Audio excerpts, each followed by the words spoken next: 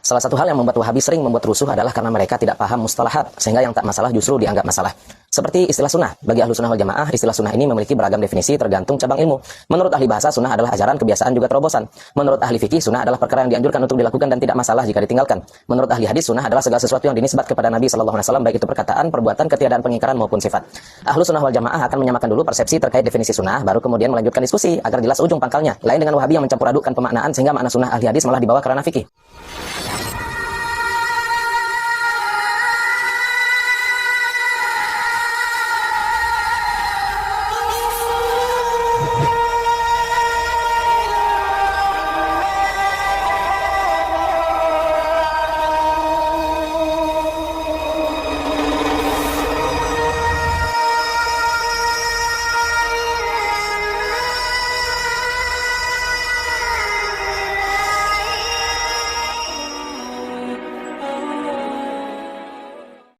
Assalamualaikum warahmatullahi wabarakatuh. Bismillahirrahmanirrahim. Alhamdulillahirabbil alamin. Nahmaduhu wa nasta'inuhu wa nastaghfiruh wa na'udzu billahi min syururi anfusina wa min sayyiati a'malina. May yahdihillahu fala mudilla lahu wa may yudlil fala hadiyalah. Assalatu wassalamu ala Rasulillah wa ala alihi wa sahbihi wa man tabi'ahu wa mawalah. Amma ba'du, pemirsa TV yang dirahmati oleh Allah, di kesempatan kali ini kita jumpa lagi. Mudah-mudahan kita senantiasa mendapatkan lindungan dan rahmat dari Allah, juga mendapatkan taufik dan hidayahnya. Amin ya rabbal alamin. Bapak Ibu pemirsa TV yang dirahmati oleh Allah, sering kita dengar orang Wahabi itu yang digembar-gemborkan adalah sunnah, sehingga ustadznya dinamakan ustadz sunnah, kajiannya dinamakan ustadz kajian sunnah, manhajnya pun dinamakan manhaj sunnah. Bahkan ada oknum dari Wahabi itu sendiri, yaitu pencipta moge, sehingga mogenya dinamakan moge sunnah, dinamakan baikar sunnah, dari saking ngebetnya kepada sunnah. Namun ironisnya mereka sendiri tidak paham sunnah itu bagaimana. Ya, orang Wahabi ini kayak burung beo.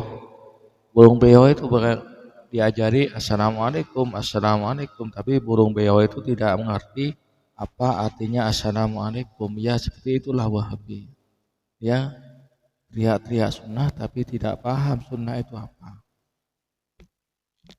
Untuk itu, mari kita simak penjelasan tentang sunnah yang menjadi idola Wahabi itu, yang digembar-gemborkan oleh Wahabi sehingga dinamakan Ustadz Sunnah. Mari kita simak penjelasan dari Ustadz Fahri berikut ini. Salah satu hal yang membuat Wahabi sering membuat rusuh adalah karena mereka tidak paham mustalahat, sehingga yang tak masalah justru dianggap masalah.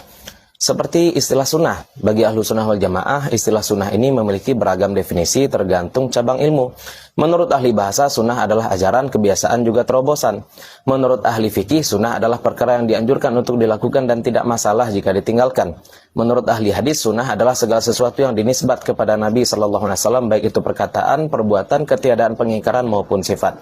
Ahlu sunnah wal jamaah akan menyamakan dulu persepsi terkait definisi sunnah, baru kemudian melanjutkan diskusi agar jelas ujung pangkalnya. Lain dengan Wahabi yang mencampur adukkan pemaknaan sehingga makna sunnah ahli hadis malah dibawa ke ranah fikih.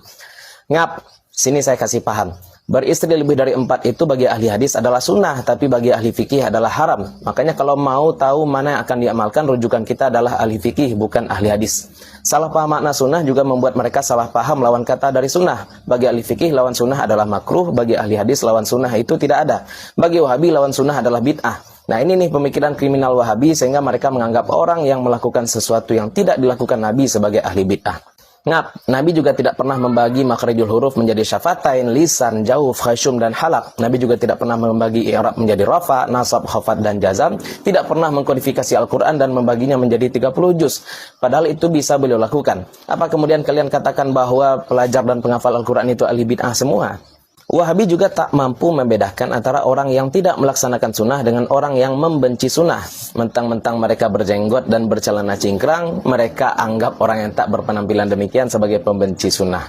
Ngap, jamaah tablik juga berpenampilan demikian. Bahkan mereka memakai imamah pula. Tapi tidak kita temukan mereka merasa paling nyunah dan men-scan celana dan jenggot orang lain. Kalau tidak mengamalkan dianggap membenci, apa kalian sudah mengamalkan semua sunnah? Apa kalian witir setiap malam? Selalu puasa Daud? Kenapa tak sekalian saja kalian makan pakai lauk cuka tok? Karena berdasarkan hadis Nabi itu adalah sebaik-baik lauk. Coba lihat perkara yang diributkan oleh Wahabi di tengah masyarakat sebenarnya adalah perkara yang sudah dituntaskan oleh para fuqaha dari dulu. Kunut lah, jahar basmalah lah, jenggot lah, maulid lah. Tapi ya karena mental mereka memang mental suka ribut, masalah adem seperti ini dicongkel-congkel. Ini karena memang kualitas ilmu dan nalar mereka rendah, tapi tingkat beringasnya tinggi. Makanya mereka hanya bisa mengetengahkan manhaj sesat mereka di tengah awam. Mana ada mereka yang berani mengangkat masalah ini ke forum ilmiah. Maka untuk Wahabi, jangan kira saat kalian menebar kebohongan di tengah masyarakat, para ulama akan diam. Cukuplah keengganan kalian berdialog dan berdiskusi secara terbuka menjadi bukti bahwa landasan manhaj kalian bukan ilmu tetapi nafsu. Kalau memang ilmiah, saya tunggu kesiapan kalian, siapapun itu, untuk berdialog secara resmi dan terbuka. Bapak Ibu pemirsa TV yang dirahmati Allah, seperti itulah penjelasan tentang sunnah. Jadi kalau Wahabi ya cuman itu sudah tahunya sunnah, definisi sunnah dia tidak paham ya. Jadi cuman mereka itu mengambil nama saja. Wahabi itu hanya seperti burung beo yang bisa ngomong tidak mengerti apa maksudnya. Itulah ulama beo, ustadz beo. Demikian, mudah-mudahan video yang kami bawakan ini bermanfaat, menjadi tambahan wawasan bagi kita bersama, dan bisa menyadarkan saudara kita kelompok Wahabi. Pemirsa TV yang dirahmati Allah, mudah-mudahan apa yang saya sampaikan ini bermanfaat. Kurang lebihnya mohon maaf. Assalamualaikum warahmatullahi wabarakatuh.